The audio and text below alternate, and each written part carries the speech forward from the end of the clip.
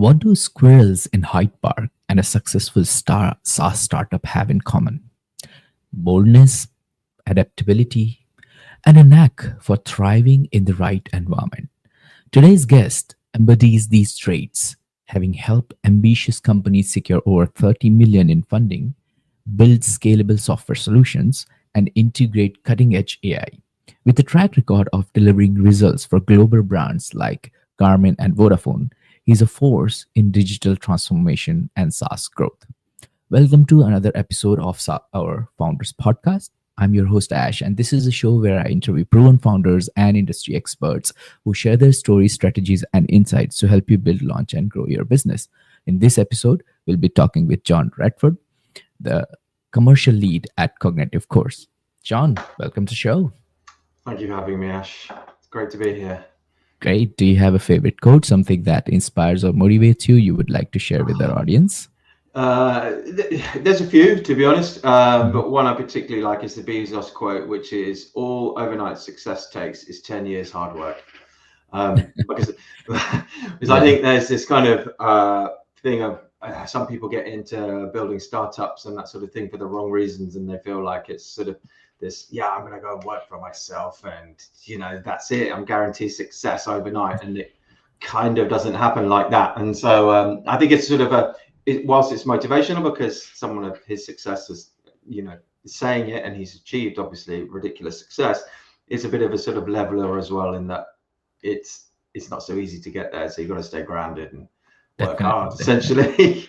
Yeah. And I totally agree with it because, when people are looking at you, if you're a founder or somebody who's been working hard for years, they just see the end results. They don't see the years of hard work you've put in to get to that point, isn't it? Yeah, and I think that's it for sort of people coming into the game, first time founders, new to it. You can come in kind of wide-eyed and it's exciting because of course it's exciting and building stuff is fun, but there is a reality that startups fail and we hear all of these stats and whatnot, but it's hard work, so don't you can't be disillusioned that it's not going to be. Yeah, definitely. So John, tell us more about Cognitive Course. What does this product or service do? Who is it for? And what's the main problem you're helping to solve? I'll start with the problem. The main problem is calls, repetitive calls. So Cognitive Calls, by its name, is an AI-powered voice-operated call center, essentially. So we handle repetitive calls, both incoming and outbound calls via voice-powered AI. So it's a human-sounding voice AI that completely automates either your inbound or your outbound or both calls for you. And the problem we're solving is, case in point, my wife tried to book a doctor's appointment on Monday, possibly the worst possible time to book a doctor's appointment, I know, but she was something like number 55 in the queue or whatnot. And, we live in I'm not going to say semi-rural, but a rural-ish part of Cambridgeshire, but we're a reasonable sized town, and I think at this day and age that's not quite good enough.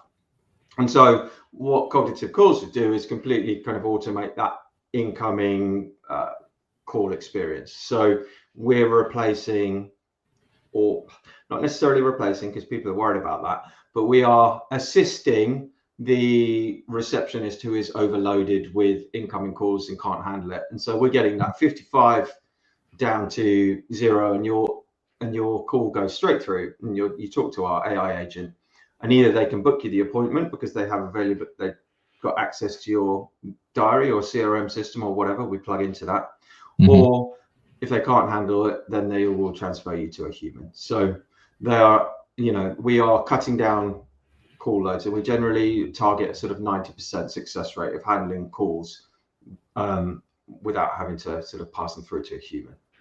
Wow, that's very interesting because until now, being a founder myself, I kind of hire people to generate leads and then hire people to reach out to them, Yep. potentially try to get understanding of what they're looking for, and then after that, they book it into my diary, and then there's not like a 100% chance that I'm going to convert them. That is also depends upon what the pain point Right, is, and, what the and and users are.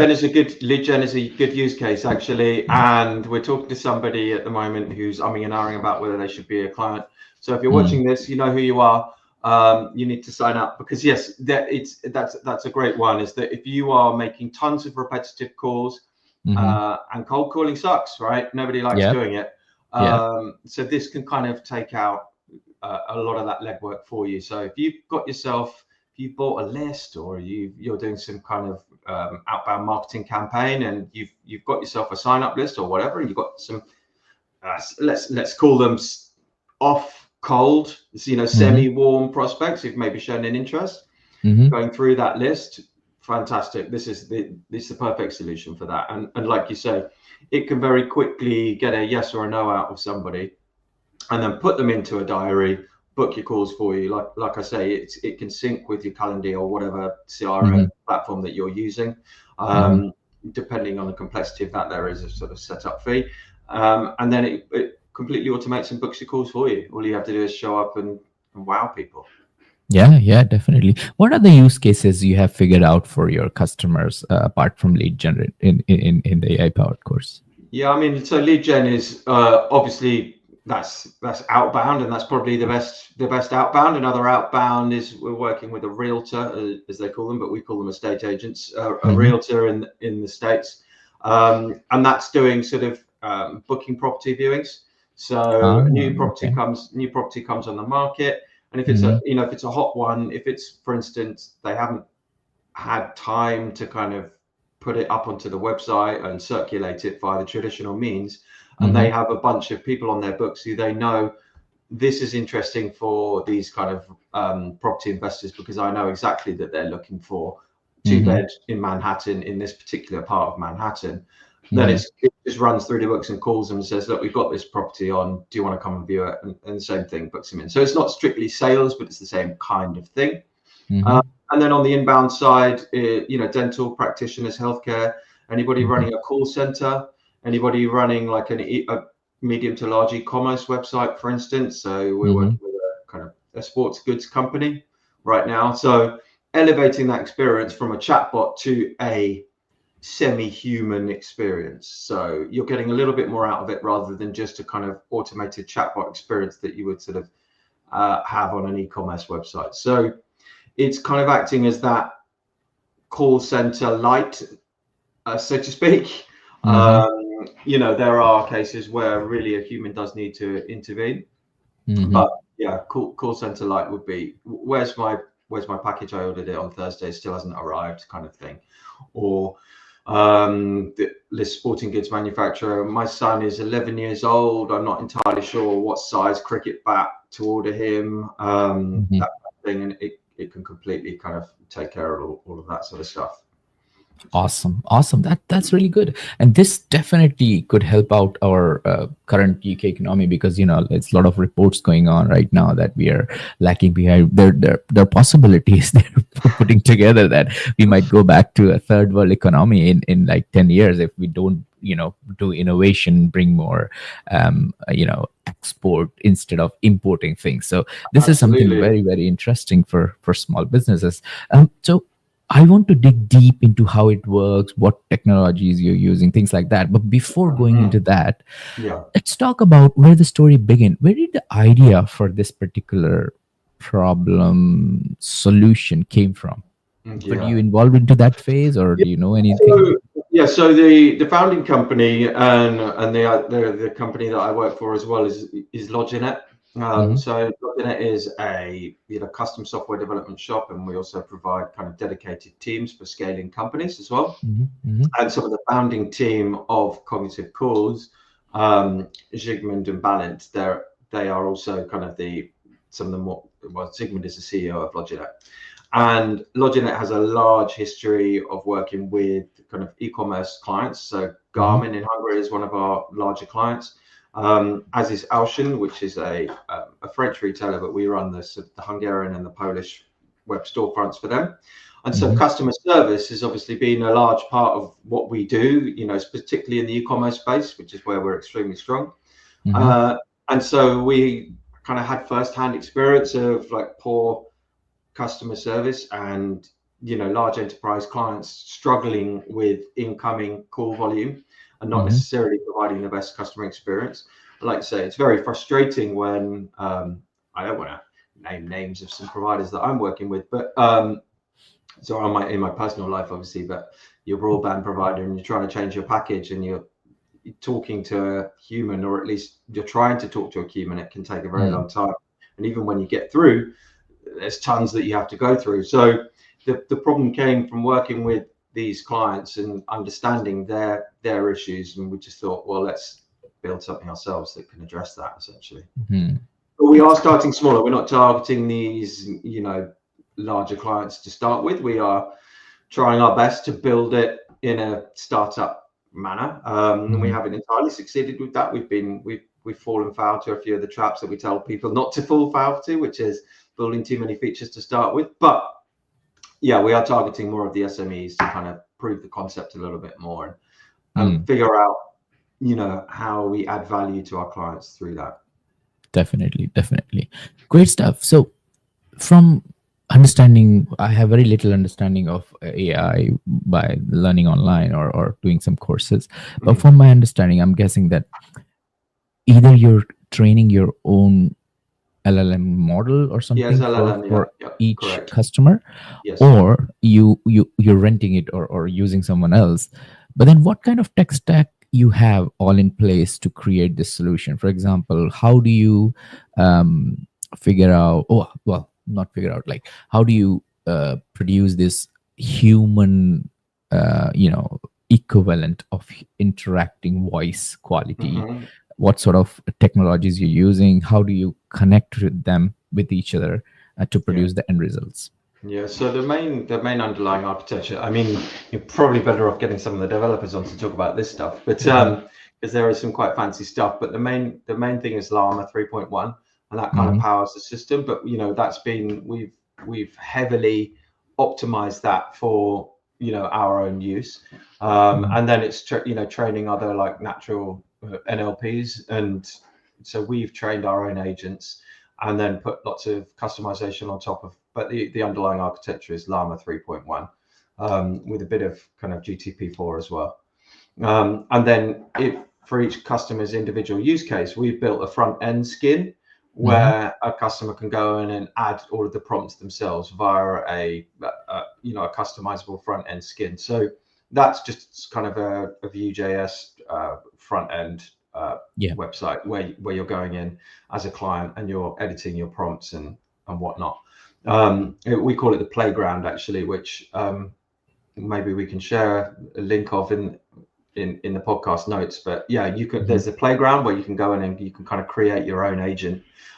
It's really very, very, very flexible, very customizable. So yeah, that's a Vue.js front end. Great stuff. And how are you so from the AI modeling perspective, it's Llama 3.1, which Yeah. you have used as default, but then you trained it quite a while, so improve it for your Yeah, particular use absolutely. case, It's not out of the created box. agents. Yeah. Yeah. Now, how are you doing? How are you interacting with the voice? Is there a different model which helps you with that, or is there a new technology you're using? Good question. There's tons of different voices. Which ones they are, I'm not entirely sure. We'd have to ask our CTOs, to be honest with you. Yeah. But there's tons of different voices that you can use. We've got American accents, UK accents, male, female.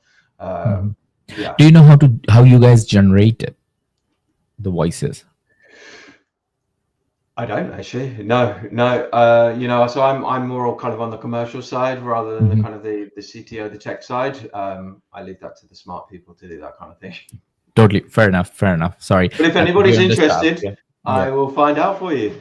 Yeah, yeah. A lot of people ask me this question because they don't understand how the AI world works. Even I don't. Sure. Like I'm still learning. So that's Yeah. why it's a good opportunity for our listeners to learn about these things, especially with experts like yourself. Great Yeah. stuff. So okay, so we have lots of use cases. You're solving a very crucial pain point for businesses right now. Um, Thank what you. a couple of things I wanted to touch bases with you. Mm. It's related to your personal life. So, Yeah. John, what inspired the Hyde Park Square analogy? How does it reflect your approach building SaaS solutions? Are you referring to my recent post about squirrels? Yes. Yeah. Well, that was the I think it was the product of you are your product of your environment. Is that correct?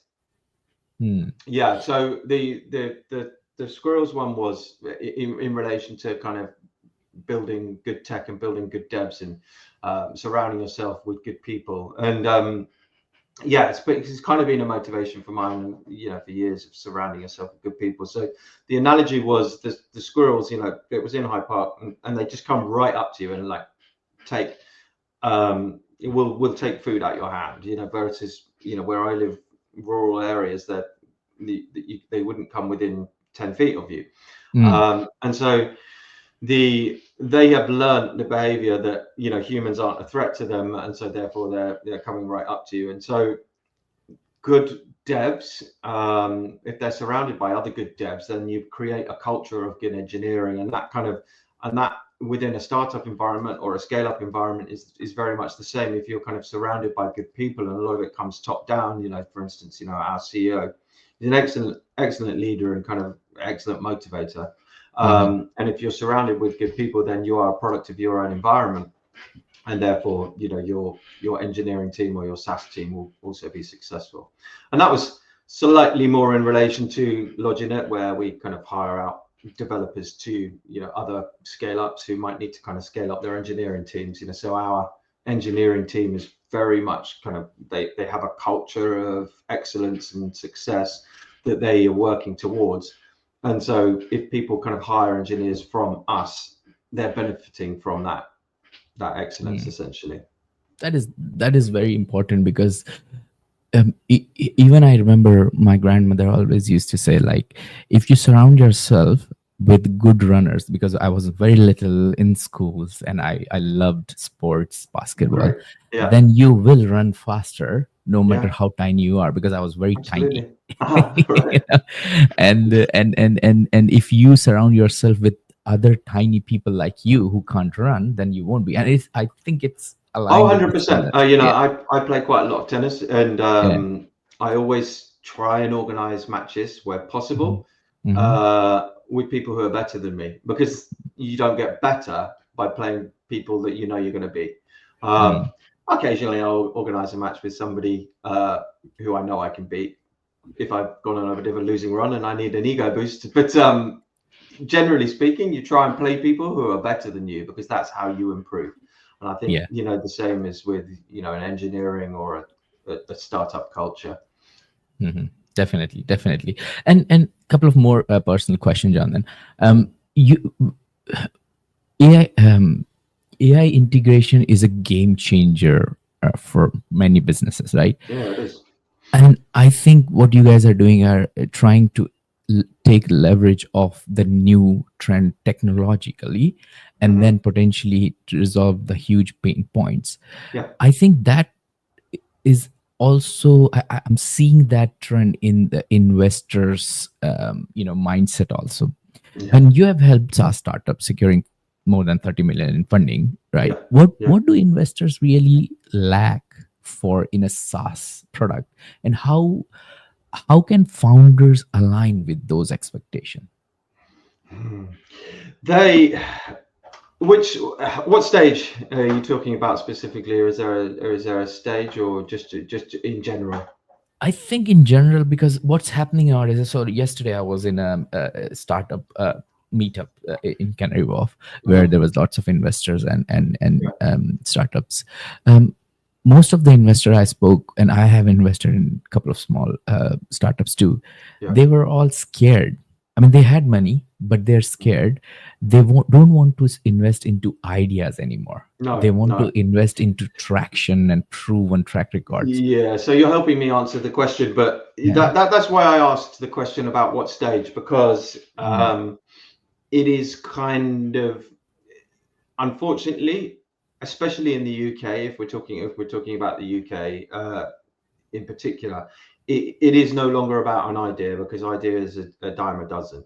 And mm, so it's very much about the early traction. So mm, if you're coming to an investor with a PowerPoint and a team and a dream and whatever, then generally I would say good luck, mm, because I just can't see that flying anymore. mm, Now uh, you've got to try and prove something. So at the start of this show, you asked me, the pain point that you're solving and all that sort of stuff. And you have to mm, be able to demonstrate, A, that there is a pain point that's worth solving, but B, that you are already solving it for some people, some small mm. amount of people.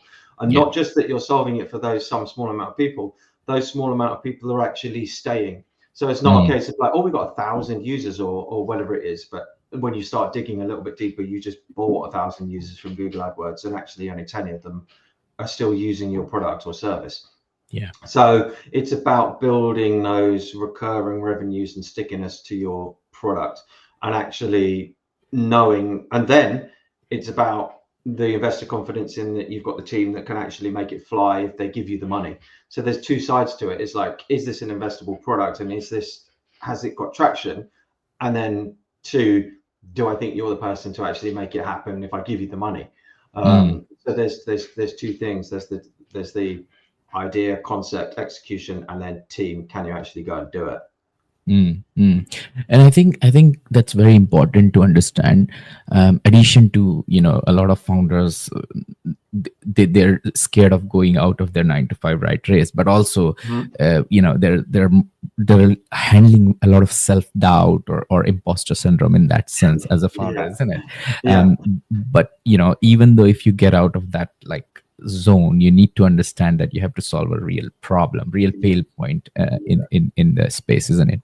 yeah. Um, And there's tools out there now that you can do it fairly cheaply and affordably, to be perfectly mm, honest. So for LogiNet, for instance, we as a custom software development company, we have, previously we would have sort of built MVPs for people and stuff like that, for mm, 20, 40 to 50K or whatever it might be. But mm, that game has changed slightly now. Now we're kind of seeing that people will come to us once they've actually raised a little bit of money, and then they're kind of rebuilding something or mm, developing upon an idea. And so like that kind of initial piece, there's a lot of DIY. You can kind of do it yourself to a point. If you can learn no code or pay a no code developer to build you something on no code, mm, a lot cheaper than you would have historically. So your ability to prove a concept, so the barrier to entry has actually lowered to a point, um, mm. for founders. So yeah, Cool, cool. And I think just one more question addition to this one. yeah, How do you advise or balance yourself the innovation with the market demand? Because you know I recently heard, and it might be wrong, that Apple came up with this teleportation device or something, which I all right, don't really believe, but they have like very strong documents. I don't know how it works. Maybe it's just like a fake news or something. But yeah. there needs to be some kind of balance, right? And how did Yeah. you manage to do that when you started your own ventures? Yeah, I mean, it's tricky. So one of the ones that we quite like is like the RICE method, the reach impact cost Mm-hmm. method, and that's quite a popular one. So you're sort of looking at kind of when you've got, say, a product development list, and you're comparing list of functions from customers and your own, then you kind of balance the two using that method. So What is it called? Rise. the RICE, RICE. Mm-hmm. Look it up if people don't know it. But it's quite a popular one in kind of product development terms Mm-hmm. for anybody who kind of wants to kind of balance that. But in terms of sort of innovation, market demand, yeah, I think a lot of it, and this is the one that we always say at LogiNet, is kind of letting the customers. You've got to talk to your customers ultimately, and Yeah. that's one of the biggest learnings of any kind of startup that I've built for myself or for Mhm. clients, is talking to customers. So we have an innovative idea and we've executed on that, with cognitive calls, for Mhm. instance. But now it's very much talking to our early adopters and figuring out what it is that they want. Mm. Um, and then sometimes you also just have to trust your gut. So I think there's a three-pronged approach there, where you've got your RICE method, where perhaps potentially you've got a founder or a product person who's driving that product roadmap. Mhm. And then you've got the customers who are feeding into that product, very, very important. And then also you've got your gut instinct of, why you started the company in the first place, and you've got your vision for the company, right? And you kind of have to balance the three of them. Yes, yes. And most importantly, do not think that you will work less than what you do in your 9 to 5. You will be working 10x more when you're a founder. Yeah, afraid so. Yeah, don't go into it thinking that it's going to be an Less easy work. ride. Yeah, Yeah, I mean, there was always a thing, like I always, if you're awake, you're working essentially, yeah, yeah. And as a founder. and I want to touch on the point which you mentioned, which I really really like, is about talk to your customers. So Yeah. when I started my startup after the COVID hit, it's a simple platform where you can. So you mentioned that you play badminton, or is it tennis? Tennis. Yeah. Tennis, right? So for example, you play tennis, so you create a community in Cambridge for tennis players, right? Hmm. And then Yeah. people join it, and then you Yeah. post events and they automatically get emails and everything. So it's a Great. simple community platform. Yeah. And I didn't get any traction much on this because there was already Meetup and there was already Eventbrite, and I Right. was merging them up. And then I started talking to my customers, Hmm. and then I did like around 18 Google Meet interviews with them. And they started giving me ideas. They started giving me ideas of creating resources on the group. They started giving me idea about chat. They started giving me idea of like maybe you can create a community where you can charge your members so that you Right. can pay for like badminton court or football court, so that you Yeah. don't have to get that money individually from them. And then I started thinking that these are small pain points which is surrounded around the community, but they are very tangible. So Yeah. we Yeah. started getting into that deeper, and now after like 18, 20 interviews, we actually pivoted the whole concept of Hmm. a community management platform. Now we call ourselves a global community management platform because we created hierarchy. Yeah. So I don't know if you have ever heard about Seth Godin. Yes, I do. Yeah. Yeah. Yeah. Yeah. So Yeah. he is our one of the biggest customers. So he launched his book on our platform All right. around more than 200 cities in the world in Wow. one go. So he appointed different admins and different cities, and then that's how they asked everyone to come together in big bookshops to do the reading. So it was Amazing. so amazing that if you speak with your customers, Yeah. you get to know things which you've never even realized, right? Yeah, you know what? And it's so for LogiNet, when we're building products for clients, Mhm. it's kind of the one guarantee that I give people is that Mhm. when you launch your product and when you start talking to users, your product will change. Mhm. And it's just a guarantee, because customers think and act differently than you do as the product owner, and Mhm. they will just do things that you didn't expect. They will tell things that you didn't expect, and there's just so many kind of aha moments of that. Oh, right, didn't think of that. Yeah. um, and it just happens like all the time with every client. Indeed, indeed, great stuff. And John, let's go back to a cognitive course. Then you Mm, mentioned that what technologies, tech stack you're using to generate this solution. Let's talk more about how people can use it. Right. For yeah, example, let's say if I want to have let's say um, I'm a dental practice yeah, in south of Sutton. I get like 10 calls every day, and I employ someone to take care of the calls, to book in with me. sure. How do I go to John and ask John, would you be able to help me? I want to reduce my head count of the receptionist from 3 to 2, let's say, Yeah. and then improve their productivity, what are the different steps I should be taking? Yeah. So, I mean, ultimately, we need to first figure out what your end goal is, and so what the end result of that call should be. If you're a dental practice, there's going to be a few. One who just sort of handle some basic inbound inquiries, but then the main one will be obviously to book appointments or Yeah. check for follow-up appointments or those kind of things. So we just have a short discovery and figure out what it is that you need, and then what systems we need to integrate with. And Yeah. then there will be a short kind of setup phase, which is usually sort of 1 to 2 weeks, where we plug cognitive calls into your relevant systems, and off you go. So you get set up with your own Twilio phone number, and that can kind of either redirect to your inbound, your current existing number if need be, or it can just be a standalone number on its own. So that will kind of replace your existing number, and off you go essentially. So, Interesting thing you mentioned that during the discovery phase, you figure out what systems to integrate. Currently, yeah. how many systems Cognitive Course integrates to? Well, it's not off the shelf, so it can kind of integrate to anything, and that's part of the product roadmap. So at the moment, we do it manually, so it can integrate to anything if you want, because we just use our developers to integrate. But then moving forward, once we get a bigger picture of the ones that at the moment, the ones that are on our roadmap are obviously HubSpot, Pipedrive, Salesforce, all of the sort of larger, more standard ones, as well as things like Calendly, Google Calendar, these things. How many systems you have currently integrated? Do you know? So those ones, those 5. Oh, okay. Those 5, yeah. So HubSpot, HubSpot, Salesforce, Pipedrive, Calendly, Google Calendar. Interesting. Google Calendar.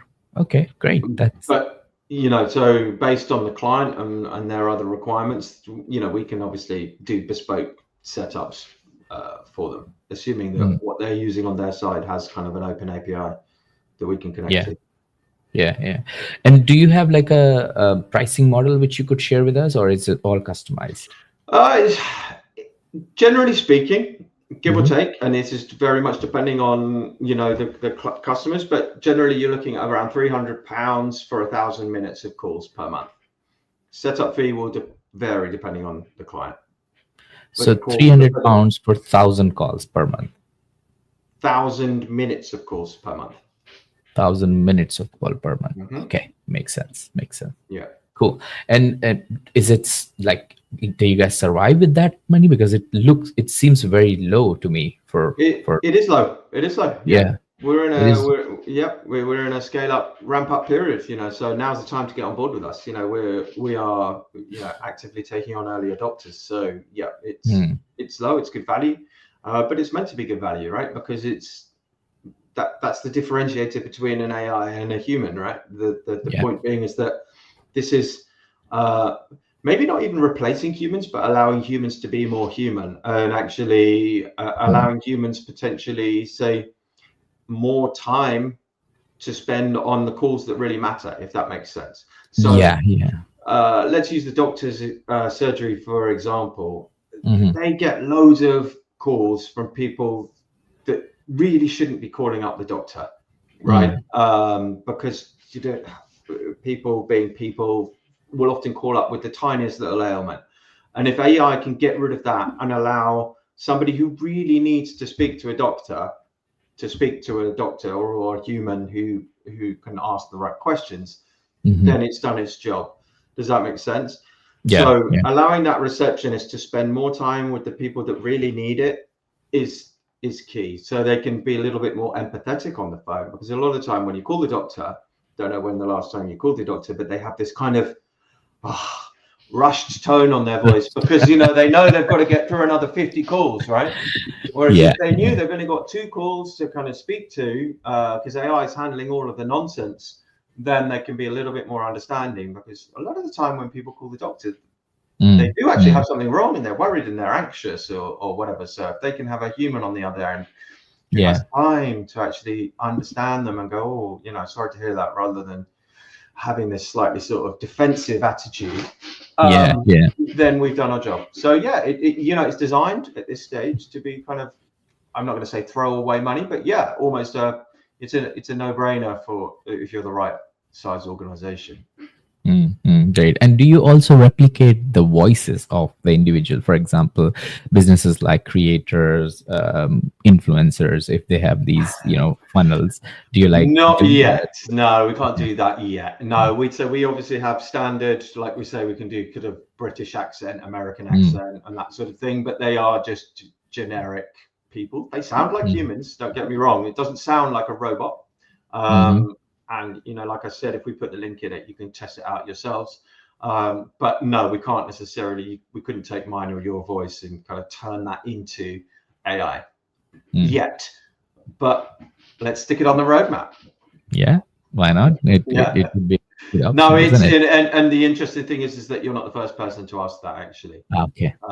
So yeah, it's definitely in the pipeline. Great stuff. Great stuff. John, I'm really having fun with this conversation, right? I've Good. learned so much, and I think everyone who was listening have learned so much. But unfortunately, we have very limited time. So I want to Sure. go to the next phase of our interview, which is like our quick fire round, if you're ready for Sure. it. Yeah, I've got please like do. six questions for you, and then you can answer them as quickly as possible. I'll try my best. Yeah, sounds good. All right. Okay, great stuff. Um, so before we get into the quick fire round, I just want to show you something very quickly, just to take a little bit of input from you on that, and then we will go into it. Is that okay? Please do. Yeah. Great stuff. So this is what we have learned today. Mhm. Is you're Wow. here, you have created a AI powered course, and then you as an organization, you use rice methodology in order to understand the innovation and market demand comparison. A couple of use cases you mentioned which you can handle with cognitive courses: lead gen, outbound, estate agents, booking, property viewing, etc., Mhm. dental, call center, e-commerce website, where your expertise actually lies.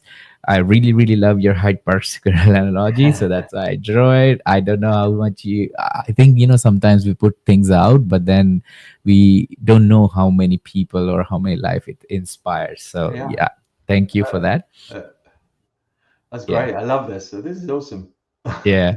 And then we just tried to, figure out like what technology stack you're Yeah. using. So you said this Llama 3.1 with That's on right. top of it, you create some agents, and then Mhm. potentially your customers come and then they create their own skins based on, like what are their specific requirement on the That's playground, right. Yeah. Yeah. on the platform.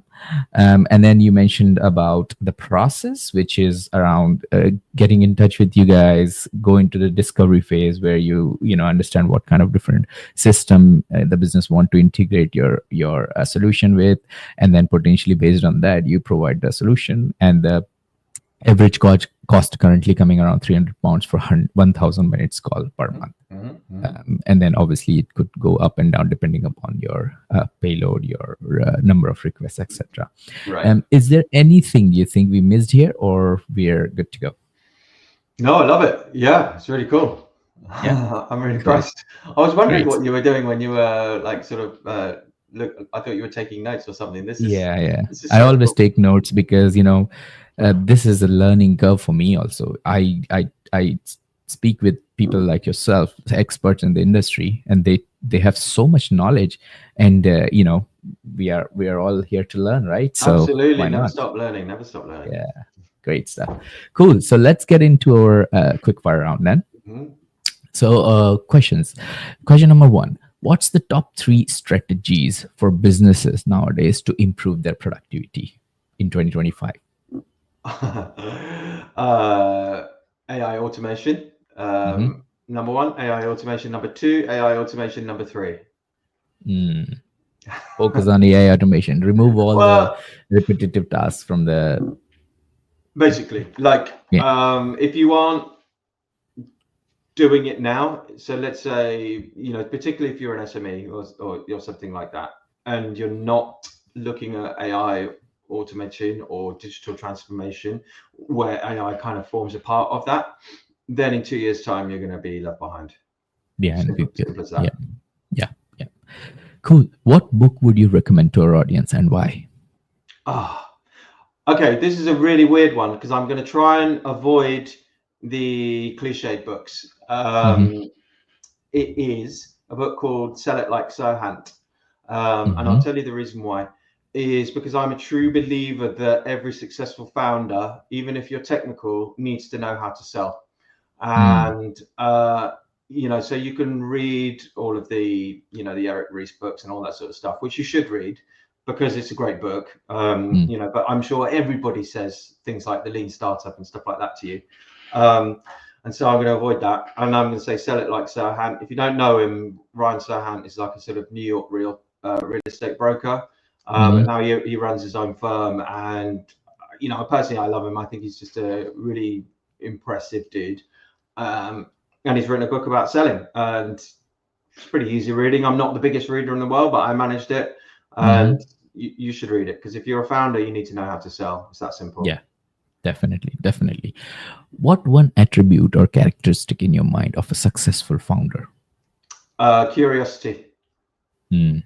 Need to be curious. So yeah, and I'll expand on that slightly a little bit more, like doing things like this, and not just from a sales perspective, but also from a learning perspective and an understanding perspective. So, Mm-hmm. so all of the ones that I've worked with who've ended up kind of raising funds and being reasonably successful, they kind of Mm-hmm. say yes to things, and Mm. they kind of have this yes, okay, sounds good sort of Mm-hmm. mentality rather than this no, I already know and like go away kind of mentality. So be curious, be open to learning, be open to new possibilities, be open to new partnerships, be open to new conversations. Definitely. Definitely. And what's your favorite personal productivity tool or habit?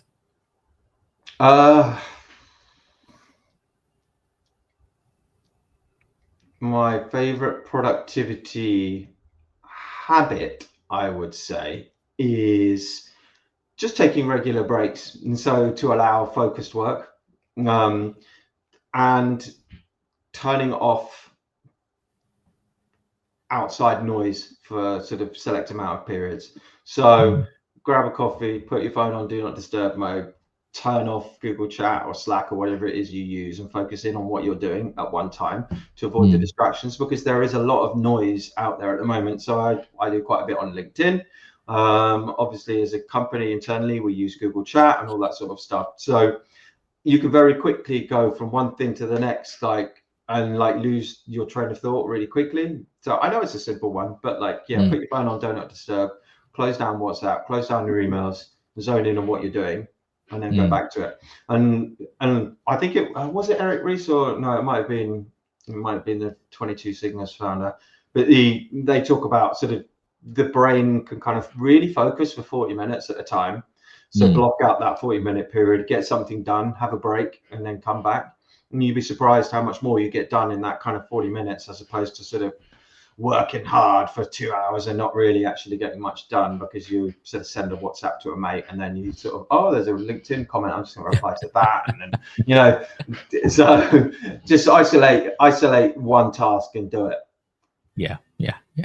Totally. Totally. This is And a what? quick fire round, but I'm taking ages Yes. to answer the question. It's okay. Sorry. It's okay.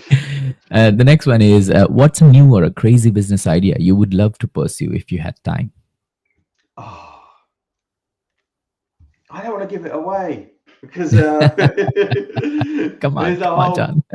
there's the whole the whole stealthy startup thing, but I don't believe in that anyway. Mm. I want to build talking about LinkedIn. I want to build a CRM for LinkedIn, specifically Hmm. for LinkedIn, so a sales tool for LinkedIn. That's about as far as I'll go with that, Sure. because I do actually want to build it. Hmm. But yeah, no, like a sales tool for LinkedIn. So I think the LinkedIn messaging system is awful. Hmm. And I don't know about you, but like I send and receive quite a lot of LinkedIn messages. Hmm. So I'd probably start with like, building a skill on top of the LinkedIn messaging and just an ability to organize LinkedIn messages a little bit better.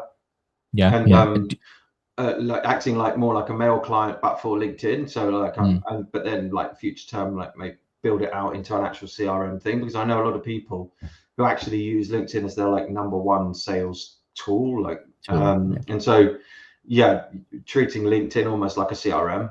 I Mm. think if we could build a little skin on top of LinkedIn to kind of make that flow a little bit easier and like manage your pipeline a little bit better, that'd be great. Yeah, yeah. And last but not least, what's an interesting or fun fact about you that most people don't know? I've owned 25 cars in my lifetime. Wow, Yeah, that's a which I lot. think is quite a lot. I don't know. I don't. Maybe it is. Maybe it isn't a lot, but it feels like a lot.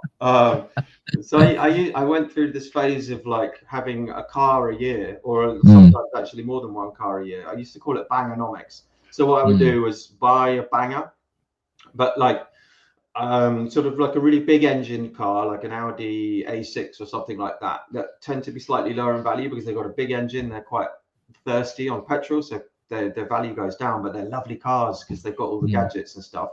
Buy them for £1,000, run them for a year, throw them away, and repeat the process. So it was almost mm. like a hobby for me. And the other one was on the other interesting fact is I was on MasterChef, which is quite topical at the moment with the Greg Wallace thing. I was on MasterChef quite a few years ago, actually, probably about 15 years ago now, Do 16 years you do you really cook really that well that you were on the Master Chef? ago. Come on, Yeah, that not would be your anymore. first interesting thing. Yeah, no, it should have been actually, shouldn't it? It's probably more interesting than cars. I don't cook that much anymore because I got 3 young boys, and so generally Mm. it consists of spag bowl or mac and cheese or something like that. But yeah, no, I did enjoy cooking back in the day. Yeah, it used to be a little sort of personal Awesome, passion of mine. awesome, John. Thank you so much for joining me and sharing Thank your you, Ash. story, unpacking years of building this business and everything. If people want to get in touch with you, check out Cognitive Course. What's the best way to do it? Probably on LinkedIn, actually. Yeah, like I said, that's probably the best way to get in touch. Yeah, because I'm on there quite a bit. I don't Mm, know if you'll mm. share the link to me on Yeah, LinkedIn or yeah. something. But we will Yeah, will share the links in the yeah, description. just hit me up on there. Cool, cool. John, Um, Look forward to thank you. more squirrel analogies or whatnot. Yes, that needs to be go there, right? Absolutely. Great stuff, John. John, thank you so much for joining us today and sharing your inspiring journey and the impactful work you're doing with Cognitive Course. It's been an absolute pleasure having you on Founders Podcast. Likewise, Ash. Yeah, thanks for having me, mate. It's been brilliant. Great. Thank you all for tuning into this episode of Founders Podcast. Do go on LinkedIn, search for John Radford, message him, ask him how your business can be beneficial by using Cognitive Course system. If you enjoyed this episode, make sure to subscribe to our podcast and stay updated on our future interviews with proven founders and industry experts. Stay inspired, stay motivated, and keep building.